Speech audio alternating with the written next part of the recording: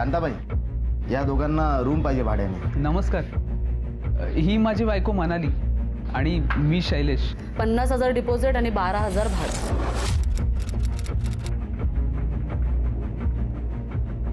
Deposit देण्या इतके पैसे नाही आहेत आमच्याकडे. हा पण मेहनत करून डिपॉझिट आणि भाडं दोन्ही देऊ आम्ही.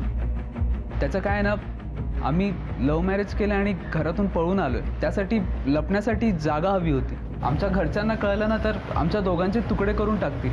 आता तुम्हीच एक आधार आहात आमच्या.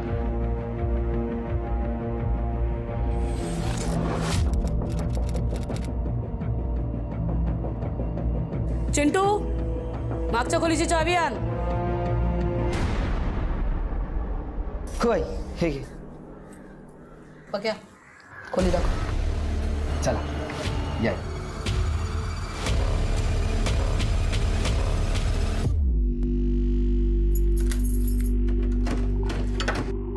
या, हे तुमचं घर. छोटंसं आहे पण मस्त आहे. पण खरंच नशीबवान आता तुम्ही. काय कालच एक भाडेकरू हे घर खाली करून गेलेत म्हणून तुम्हाला हे मिळतंय. हे घ्या. थँक्यू. चला येऊ. हो. अरे शेखर, मी काय. शैलेश, मला माहिती आहे सवय करून घ्यायला थोडा वेळ जाईल. हां बरं, आता मी जे काय सांगतो ते नीट ऐक. आता आपण इथे राहायला आलो आहे. जास्त कोणाशी बोलायचं नाही, कोणाशी मैत्री नको अजिबात. आणि गरज असल्याशिवाय तर घराबाहेर अजिबात पडायचं नाही. कळतंय तुला?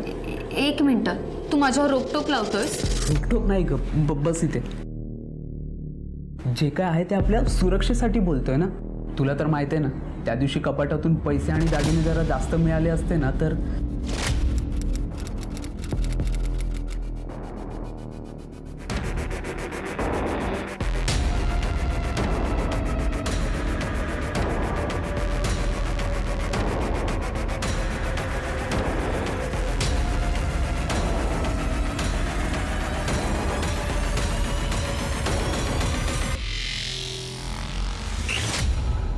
इतके दिवस त्या पैशांवर दिवस काढले आपण, पण आता मेहनत करूनच पैसे कमवायला लागणार.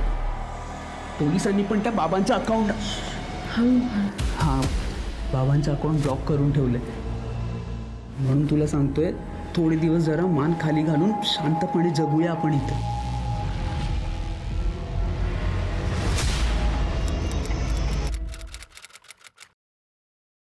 काय मुकुलराव, एवढ्या घाई गडबडीत कुठे? तुमची पळून गेलेली मुलगी सापडली?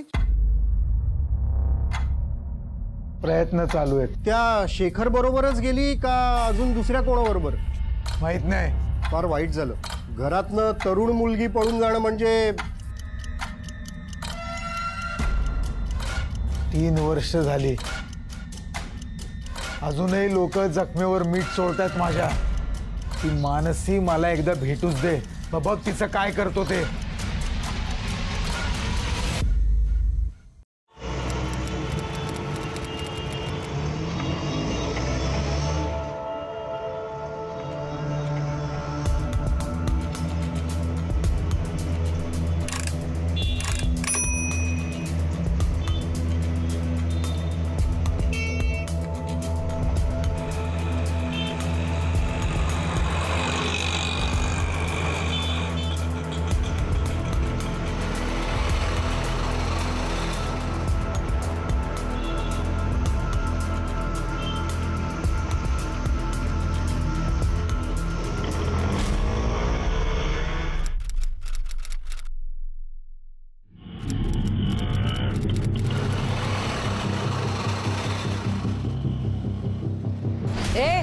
इकडे.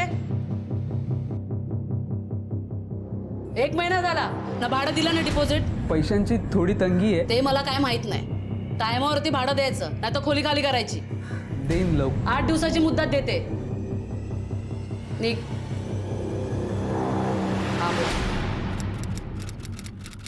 सर, शेखर आणि मानसी गेले 3 वर्ष झाले, त्यांचा काहीच पत्ता लागत नाही. सर, काय वाटतं, त्यांची फाईल बंद करूया? अजिबात नाही. शेखर आणि मानसीने ज्या पद्धतीने सगळं घडवून आणलंय हे आपल्याला एक चॅलेंज आहे. शेखर आणि मानसीचा शोध सुरूच राहील. Okay sir.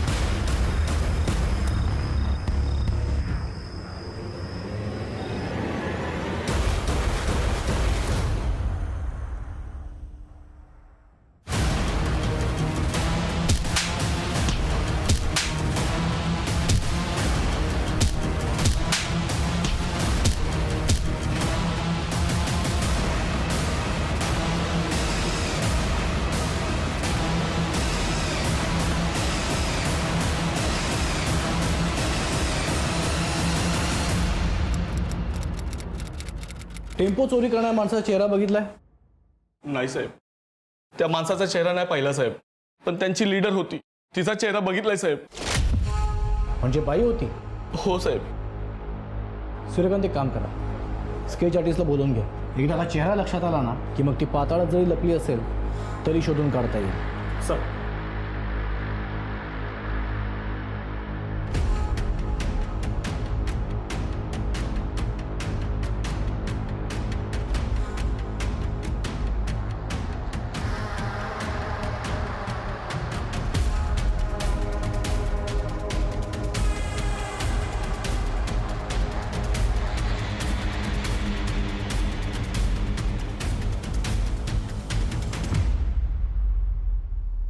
नक्की हीच होती का? हो साहेब, हीच बाई होती साहेब. ही बाई कुठे राहते, काय करते, हिच्यासोबत कोण कोण काम करतं, हिची सगळी कुंडली काढा. सर.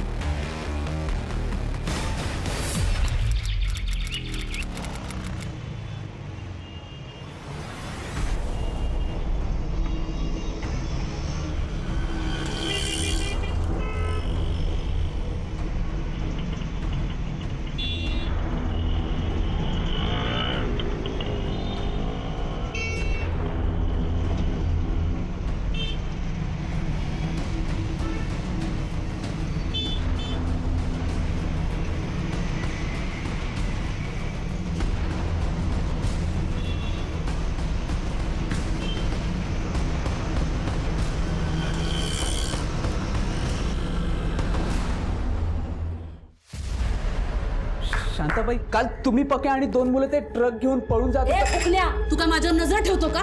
बाहेर कुणाला सांगितलंस ना तर मुर्दा पाडीन तुझा. नाही नाही, माझा ऐका, मला तुमच्या कामाशी काही घेणे देणे नाहीये. मी आज सकाळी पाहिलं, पोलीस तुमचा स्केच घेऊन चौकशी करत होते. काय? हा, शोधतायत तुम्हाला पोलीस. तू खरं बोलतोयस? मी का खोटं बोलू? मला तुमची थोडी काळजी वाटली म्हणून मी तुम्हाला सांगायला आलो आहे.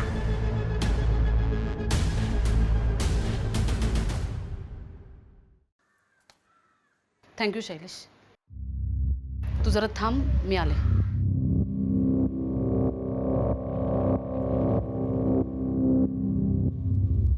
हे बाई बॅग आणि चावी काही दिवसांसाठी तुझ्याकडे ठेव. या बॅगमध्ये पैसे आहेत. माझ्याकडे?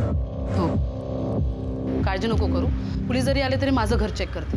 तुझ्या खोलीत कोणी नाही येणार.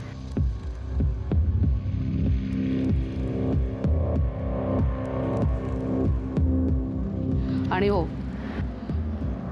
ह्या कामाचं आणि मला दिलेल्या माहितीचा मोबदला मी तुला देईन. शांताबाई कधी कोणाचं उदार ठेवत नाही आणि तू माझी मदत केली म्हणून आजपासून तू माझा दोस्त.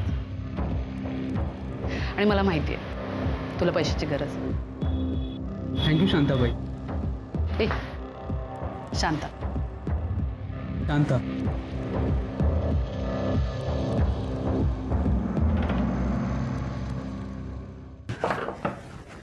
मनाली, एक ग्लास पाणी आण ना.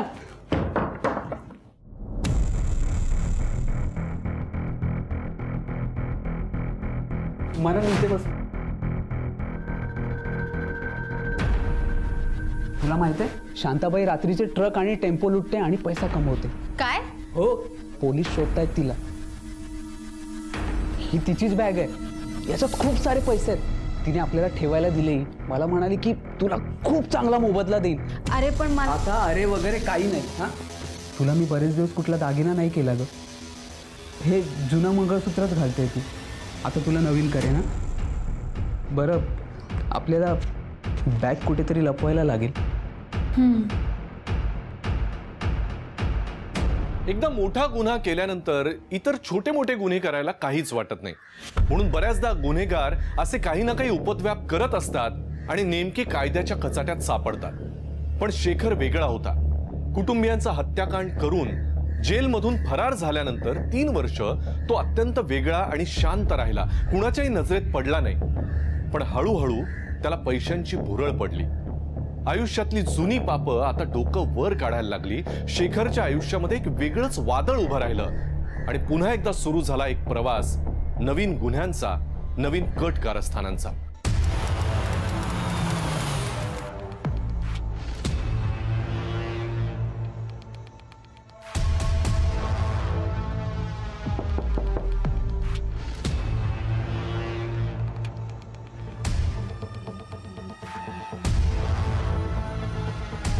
काय झालं साहेब?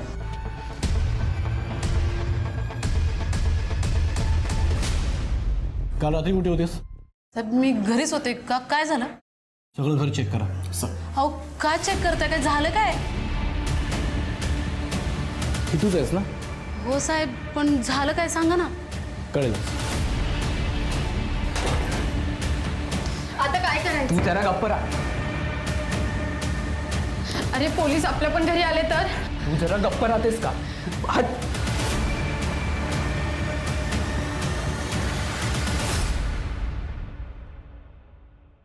सर पैसे चोरीचं सामान वगैरे काहीच नाही सापडले. टेम्पोची चावी नाही सर. अहो साहेब, कसलं चोरीचं सामान आणि कसला टेम्पो? काय झालं काय? काल रात्री शहराच्या बाहेर एका टेम्पोमध्ये लुटमार करण्यात आली होती. ती टोळी तूच चालवतेस ना?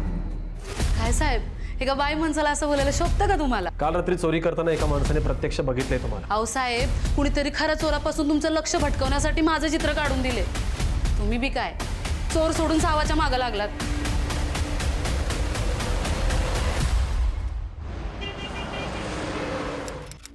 हे बघ, खास तुझ्यासाठी मागवले. इम्पोर्टेड आहे. स्कॉच? हा. अरे पण आज काय स्पेशल आहे? एकतर तुम्हाला पोलिसांपासून वाचवलं आणि आजपासून तुमचा खास दोस्त झाला ना, मग पार्टी तर झालीच पाहिजे. हा.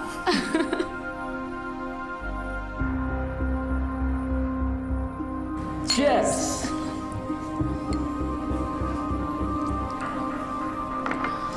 एक सांगू तुला, हा, तुझा भारी माणूस आहेस, पण या लव्ह मॅरेजच्या चक्करमध्ये तुला हे असं घराबाहेर पडावं लागलं, हे अशी कामं करावी लागली. दिसायला तर तू शिकलेला दिसतो रे. हा म्हणजे कॉलेजमध्ये असताना चांगले मार्क्स मिळायचे मला. बरं ते जाऊ दे, तू किती शिकले? 10वी. हा. कशी विचार? कशी? कॉपी करून.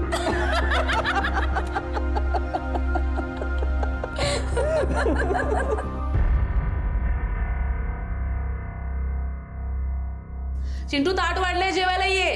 हा आलो. चिंटूला सांगू नको हा, मी कॉपी करून पास झाले, नाहीतर तो मला ढ समजेल.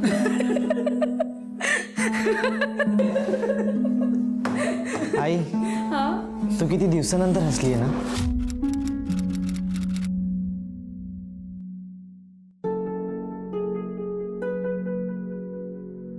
हो, माझ्या नवीन मित्रामुळे. आता तू ना त्या पक्याबरोबर राहायचं सोडून दे आणि शैलेश सोबत राहत जा. तुला अभ्यासात काय बी अडचण आली ना तर शैलेशला विचार. हा खूप शिकलाय, खूप हुशार आहे हा.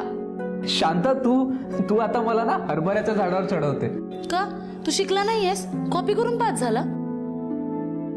तसं नाहीये, शिकलोय मी, पण माझ्या चिंटूला शिकवशील ना? नक्की.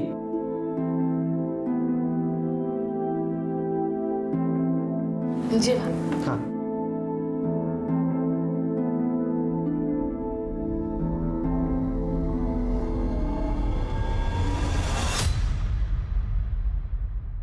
मनाली, ए मनाली. अगं काय त्या शांताबाईने जेवण बनवलं होतं यार, इतकं टेस्टी ना मी कधीच खाल्लं नाही. तू ना जरा शिकून घे तिच्याकडून. तिच्या जेवणापुढे तुझं जेवण म्हणजे ना पाणी कमचं आहे. शेखर तुला काहीच नाही वाटत का रे? अरे मी तुझ्यासाठी एवढं जेवण बनवलेलं, तुझ्यासाठी जेवायला थांबली आहे. ठीक आहे ना, नको कटकट करू, जा आता जेवून घे जा. पण काय यार, त्या शांताबाईने जेवण बनवलं होतं. जर एवढाच पूल काय ना तिचा, तर तिच्याकडे जाऊन राहा ना, घरी कशाला येतोय? हळू बोल, ऐकेल ती. ऐकू दे. हे बघा, तुझे तिच्याशी गप्पा मारतोयस, बोलतोय ना, हे मला अजिबात आवडत नाही, मला अजिबात चालणार नाहीये. अगं ती या घरची मालकीण आहे. हा मग भाडं देतोय ना आपण, झालं मग. मनाली, मी जे काय करतोय ना ते आपल्या दोघांच्या भल्यासाठी करतोय. एकदा का शांताबाईच्या मदतीने पैसे कमवण्याची लाईन सापडली ना, मग बघ मी काय करतो ते. आणि म्हणून सांगतो, माझ्या प्रत्येक गोष्टीत ना नाक खुपसू नको. शांत राहा.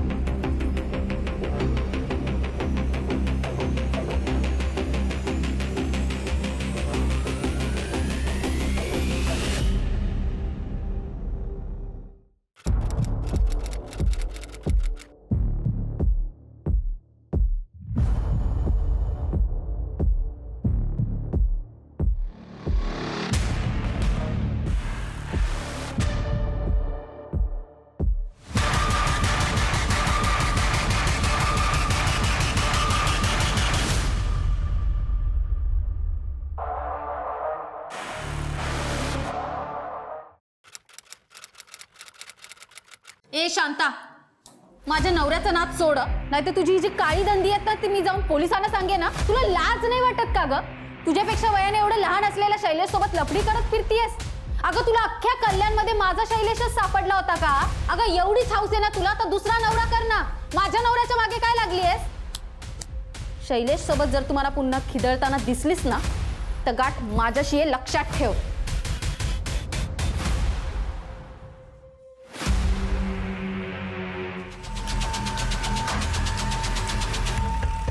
सर, मोबाईल सापडलाय.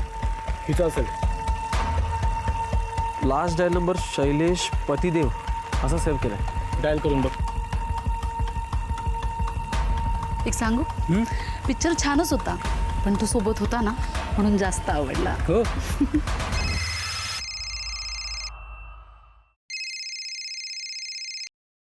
मग आता कुठे जाऊया? सर, कट केलं. परत लाव. आपण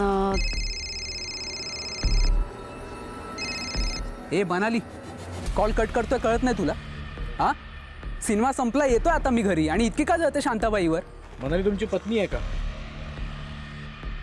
हो. आपण कोण बोलताय? आणि मनालीचा मोबाईल तुमच्याकडे कसा?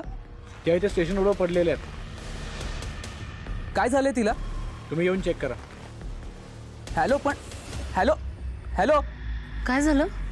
मनालीला काहीतरी झालंय. बस आपण जाऊया. बस.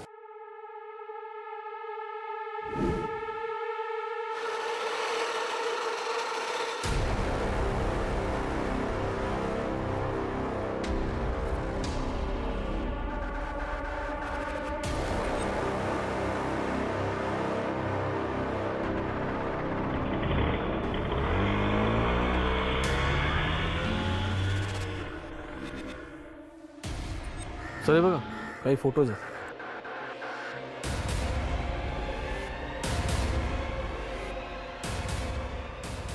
त्यांचे चेहरे कोणी बघितले का वाटतात?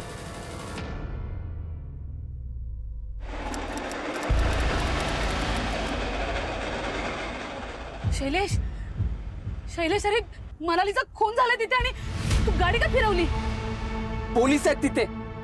त्यांनी जर पाहिलं ना सगळं भिंग फुटेल. संपलं संपलं सगळं संपलं. खेळ संपला. भिंग फुटेल म्हणजे? आधी काय संपलं? या आधी तू असं काय केलं होतं जे सगळा खेळ संपला म्हणतोयस? ए शांताबाई, मनाली तुझ्या रस्त्यात यायला नको म्हणून तू तर खून नाही ना केला तिचा. शैलेश,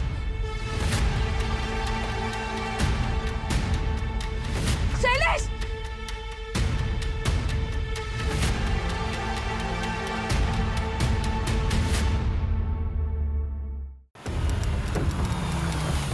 शैलेशने फोन कॉलमध्ये सांगितलं होतं की तो शांताबाई सोबत आहे. सिनेमा संपला, येतोय आता मी घरी. आणि इतकी का जाते शांताबाईवर? तुझा नंबर मनालीच्या मोबाईलमध्ये शांताबाई या नावाने सेव्ह होता. हो. सर, यांचा हायवे रॉबरीमध्ये संशय होता, पण पुरावा नसल्यामुळे आपल्याला कारवाई करता नाही आली. शैलेश तुझ्यासोबत सिनेमाला गेला होता ना? तेव्हापासून तो गायब आहे. त्याचा मोबाईल देखील बंद येतो. कुठं आहे तो? हो साहेब, त्याला एक कॉल आलेला आणि मनालीबद्दलच काहीतरी बोलत होते आणि मग तो निघून गेला. मलाही घरी यायचं होतं, ते चिंटूचे शाळा सुटणार होती ना म्हणून. साहेब, काय झालं? मनालीचा खून झालाय. अरे देवा, कधी? शैलेश आला की आम्हाला कळवा.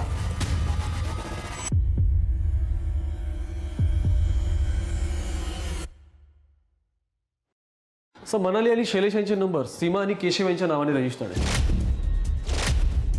मग यांची खरी नावं काय आहेत? मनाली शैलेश का सीमा केशव? सर, सीमा आणि केशव हे दोघेही वेगवेगळ्या ठिकाणी राहतात. त्यांच्या घरी जाऊन चौकशी केली तर त्यांचं म्हणणं असं आहे की दोघांनी असे काही सिम कार्ड्स घेतलेले नाही आहेत. सर, ते दोघेही एकमेकांना ओळखत नाही किंवा शैलेश आणि मनाली यांनाही ओळखत नाही. हे त्या दोघांचे CDR रिपोर्ट्स.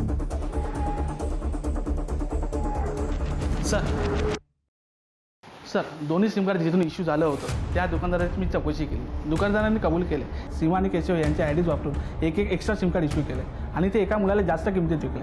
शैलेशचा फोटो मी त्या दुकानदाराला दाखवला. दुकानदारांनी लगेच ओळखलं की त्याला सिम कार्ड विकलं होतं. त्या दुकानदारावर कडक कारवाई करा. Okay sir. हे शैलेशचे फोटो सगळीकडे सर्क्युलेट करा. आपले खबरी, रिक्षा स्टँड, टॅक्सीवाले सगळ्यांना अलर्ट करा. शैलेश दिसला की लगेच इन्फॉर्म करा म्हणावं. सर,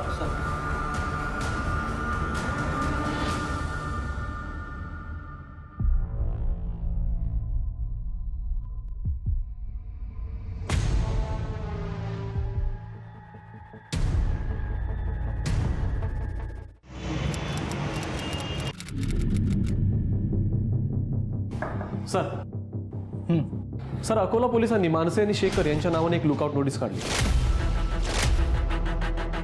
सर हे बघ, त्यांचे फोटो हे मनाली आणि शैलेश यांच्यासारखेच आहेत. तरी म्हटलं याला कुठे बघितलं का वाटतं. अकोला पोलीस.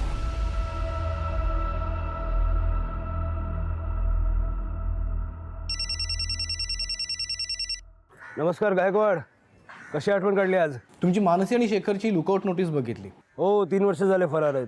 इथे कल्याणला एका महिलेची डेड बॉडी सापडली. तिने तिचं नाव इथे मनाली असं सांगितलं. या मनालीचा फोटो तुमच्या फोटोतल्या मानसीसोबत अगदी मॅच होतो. मनालीचा नवरा शैलेश. शैलेश मनालीच्या मृत्यूपासून गायब आहे. या शैलेशचा चेहरा शेखरसोबत मॅच होतो. जे दोघांचे फोटोग्राफ मी तुम्हाला पाठवून देतो, तुम्ही इथे चेक करून बघा.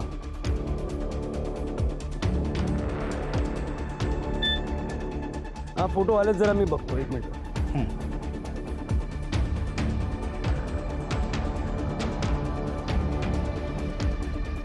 शेखर आणि मानसीच आहेत. जाधव साहेब, त्या मानसीच्या डेड बॉडीची ओळख पटवण्यासाठी मी तिच्या वडिलांना पाठवतो. आणखीन एक म्हणजे शेखरने त्याच्या मित्राच्या मदतीनं स्वतःच्या आईवडिलांचा आणि भावाचा खून केला होता. 20 वर्षाची शिक्षाही झाली होती, पण तो जेलमधून पळाला आणि त्यानंतर मानसी सुद्धा तिच्या घरातून गायब आहे. म्हणजे यांनी 3 खून केलेत. हो, आणि अजून एक, शेखरचे 3 मित्र मंदार, पवन आणि विजय, हे लोक जेलमधनं पॅरोलवर बाहेर आले होते आणि ते सुद्धा फरार आहेत. आता आम्हाला संशय आहे की हे दोघं शेखर आणि मानसीच्या जीवावर उठले. त्यांच्या सगळ्या डिटेल्स पण मी तुम्हाला पाठवतो. आणि सर्वात महत्त्वाची बातमी एक अजून आहे.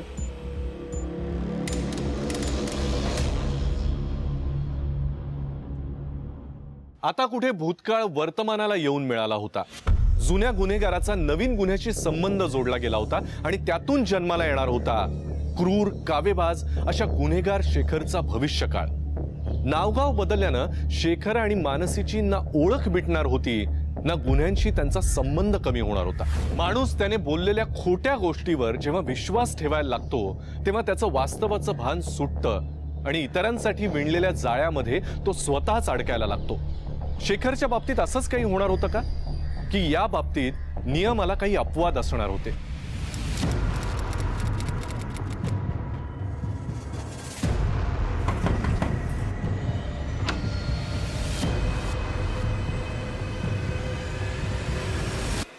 योगेश, मानसीला ओळखतोस? तिचा खून झाला. काय सांगताय सर? जास्त नाटकं नको करूस. तुला माहिती आहे तिचा खून झाला इथे. अकोला पोलिसांकडून तुझी सगळी कुंडली समजली आम्हाला. ज्या दिवशी मानसीचा खून झाला त्या दिवशी तुझ्या मोबाईलचं लोकेशन क्राईम स्पॉटच्या अगदी जवळ होतं. तू स्वतः खून केलास की दुसऱ्या कोणाकडून करवून घेतलास? सर, मी खरंच मानसीचा खून नाही केलाय सर. मग जिथे खून झाला तिथे तू काय करत होतास? तुम्ही बसा.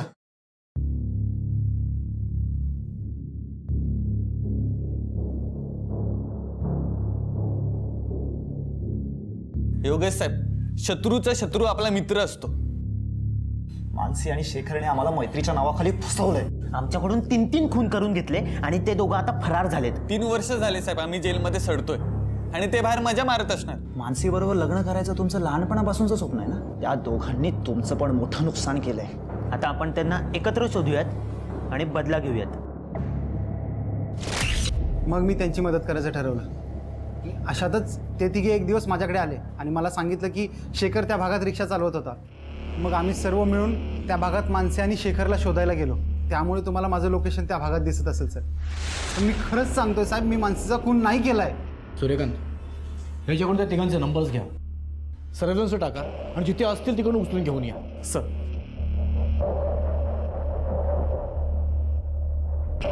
त्याचे फिंगरप्रिंट्स घ्या. मानसीच्या डेडबॉडी शेजारी सापडलेल्या दगडावरील फिंगरप्रिंट सोबत मॅच होत आहेत का बघा. Okay sir.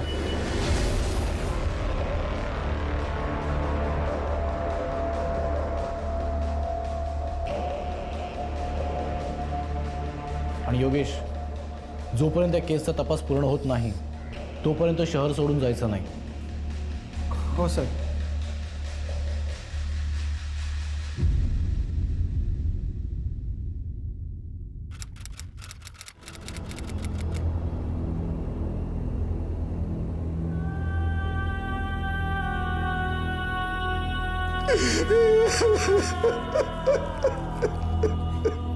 तीन वर्ष भेटली नाहीस आणि आज आज हे असं भेटायची वेळ आली तुला.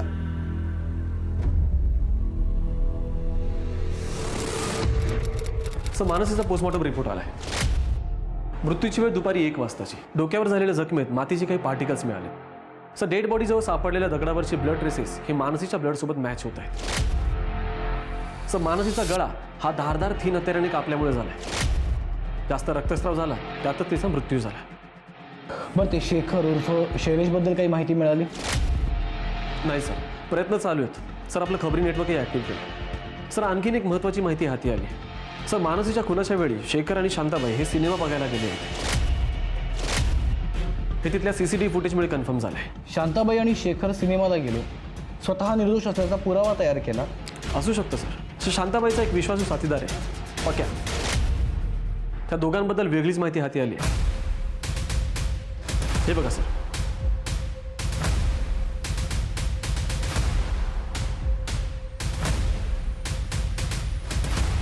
चला.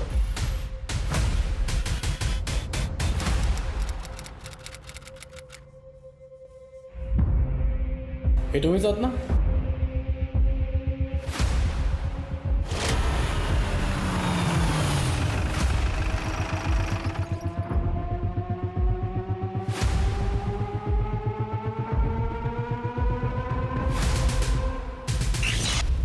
बाकी दोघं कुठे? कोण दोघं? हे आम्ही नाही आहे साहेब.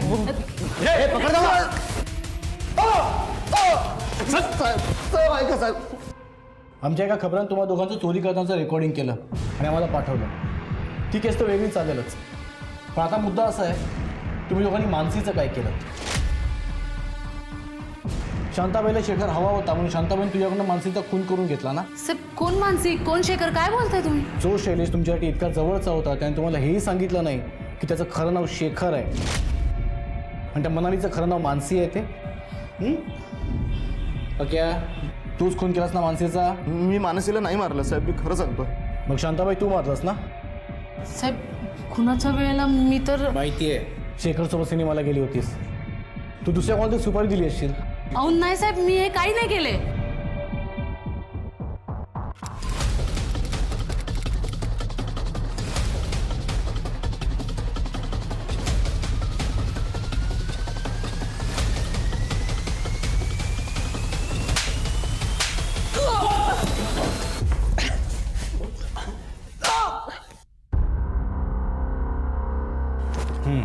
बोल शेखर, अजून किती पळशील? नाव गाव बदललं म्हणून कायद्याच्या कचाट्यातून वाचशील तू? शेवटी आलासच ना इथे.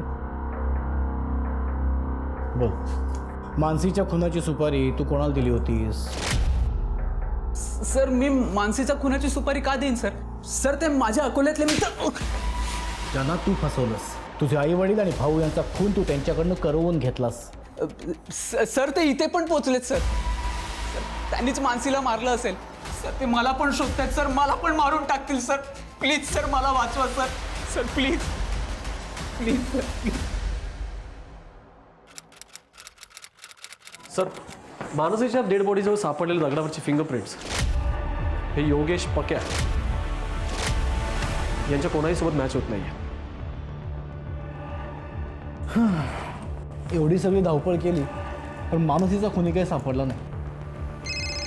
एक मिनिट, कोण आहे रे आता? बायको. बोला. हो आठवणीने घेऊन येतो. हां लिस्ट. हो हो घेतो लिहून. हां सांग. 4 नोटबुक. बरं. Cardboard paper. हां अजून पेपर कटर. हा थीन पेपर कटर. हां सर मानसीचा गळा हा धारदार थीन हत्याराने कापल्यामुळे झालाय. Thin paper cutter.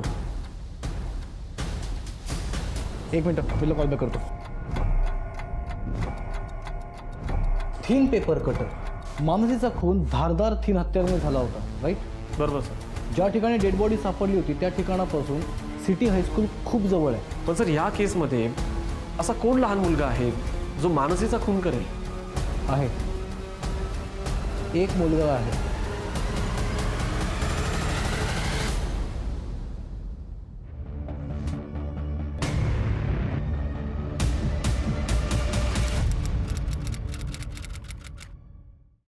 चिंटू, तुझे फिंगरप्रिंट्स आणि मानसीचा खून करण्यासाठी वापरण्यात आलेल्या दगडावरचे फिंगरप्रिंट्स मॅच झाले.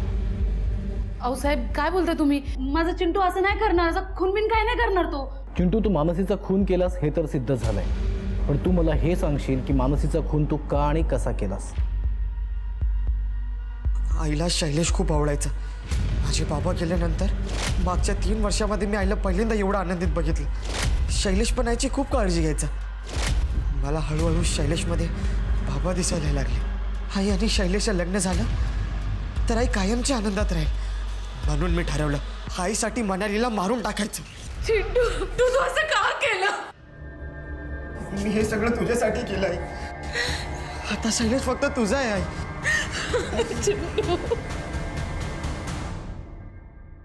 युवा अवस्था म्हणजे आयुष्याला कलाटणी देणारा काळ. शेखरनं जर वेळीच स्वतःला सावरलं असतं तर आज कदाचित तो सुंदर आणि सुरक्षित आयुष्य जगत असता. आपल्या मनात येणाऱ्या क्रूर विचारांची जाणीव त्याला नक्की झाली असणार, पण दुर्दैवानं त्यानं त्याकडे दुर्लक्ष केलं आणि सर्वस्व गमावून बसला. आपल्या आजूबाजूला सुद्धा असे अनेक तरुण असतील ज्यांच्या मनात अशा गुन्हेगारी प्रवृत्तीच्या विचारांची चाहूल नक्की येत असणार. त्याची जाणीव जर आपण त्यांना करून दिली तर ते सुद्धा त्यांचं आयुष्य सुरक्षित आणि सुखी पद्धतीनं जगू शकतील. या विचारांसह मी अभिजित खांडकेकर आजच्या युवा गुन्हेगार विशेष भागामध्ये आपल्या सगळ्यांची रजा घेतो. पुन्हा भेटूया एका नवीन गुन्ह्यासह पुढील भागात. तोपर्यंत तुम्ही स्वतःची आणि आपल्या घरच्यांची काळजी घ्या. घराबाहेर पडताना मास्क आणि सॅनिटायझरचा वापर नक्की करा. पाहत रहा क्रिमिनल्स, चाहूल गुन्हेगारांची. जय हिंद, जय महाराष्ट्र.